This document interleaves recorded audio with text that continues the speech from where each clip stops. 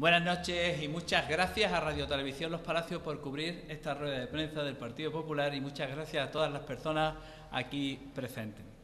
Versa esta rueda de prensa sobre la puesta en práctica del plan de ajuste aprobado el pasado 31 de marzo del 2012 por el Pleno de nuestro Ayuntamiento con la finalidad de poder hacer pago en el plazo de 10 años a la cuantiosa deuda de cerca de 21 millones de euros, aunque en realidad es más, pero la reconocida hasta ahora a efectos de pago de este plan, cerca de 21 millones de euros, que mantiene aún, porque todavía no se ha pagado, con muchos empresarios locales, con muchos proveedores municipales.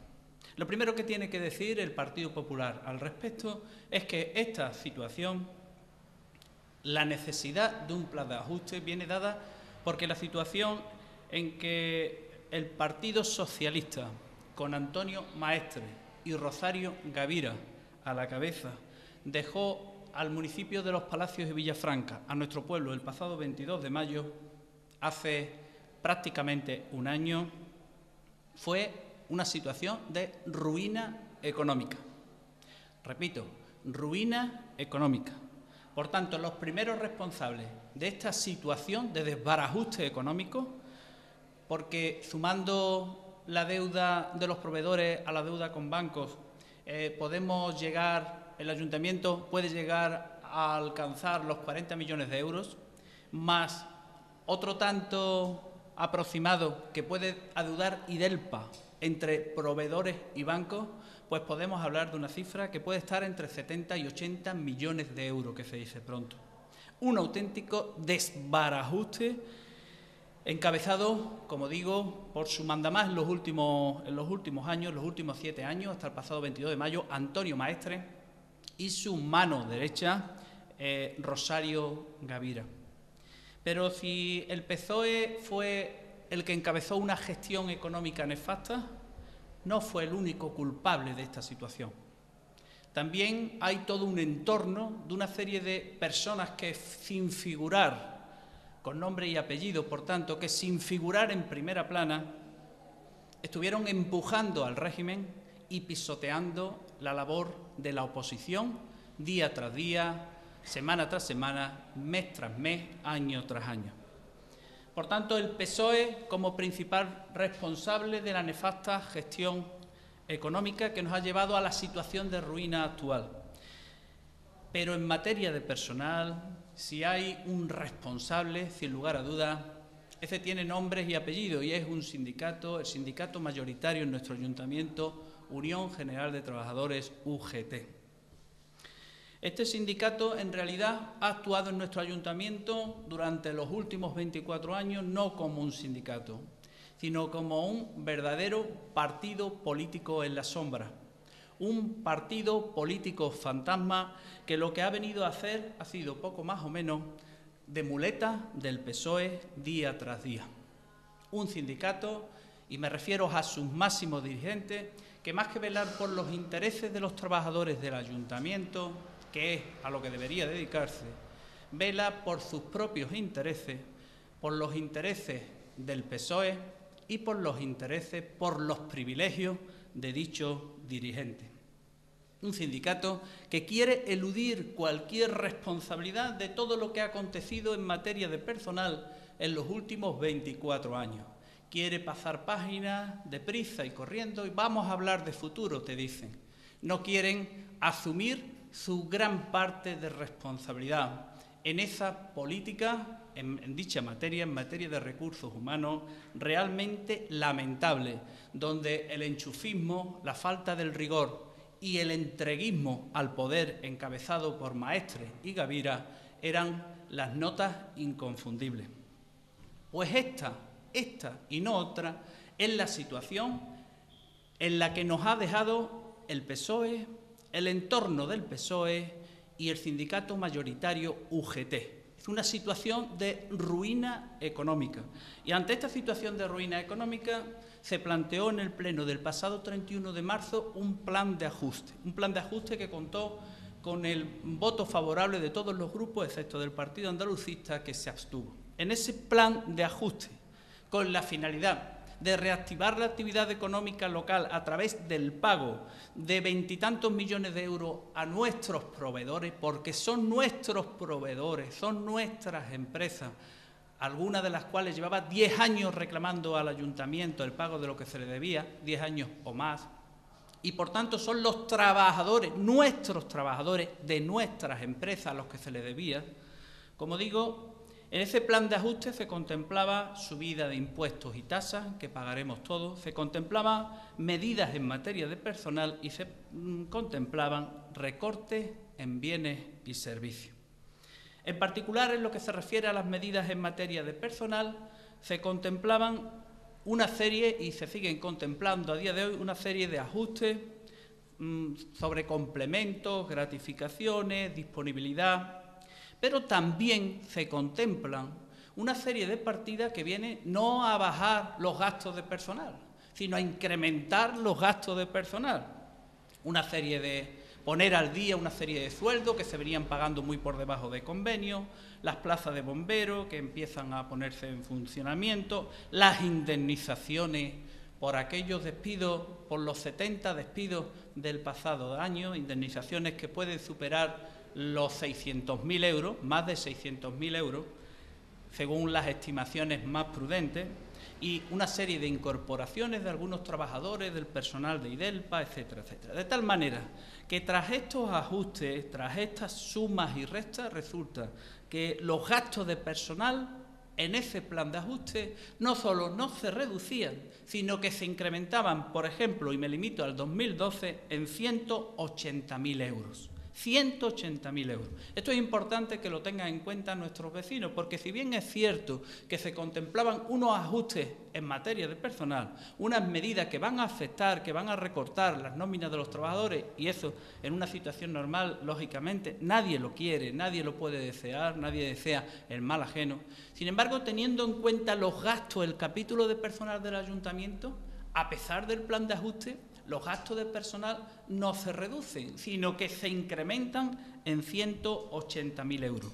Con lo cual, podemos decir que los gastos de personal de nuestro ayuntamiento vienen a acercarse, si no a superar, el 60% del total de los ingresos.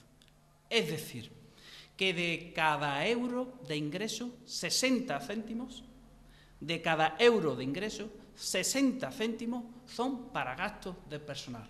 Así que me dirán nuestros vecinos que queda para el resto de la actividad normal del ayuntamiento y para inversiones que hoy en día más bien lejanas. Desde el Partido Popular consideramos que la situación económica general y en particular de nuestro ayuntamiento es muy difícil. Este que habla considera que hoy día, con 5,5 millones de parados, más de 5,5 millones de parados, ser funcionario público y en particular ser funcionario de nuestro ayuntamiento es un privilegio.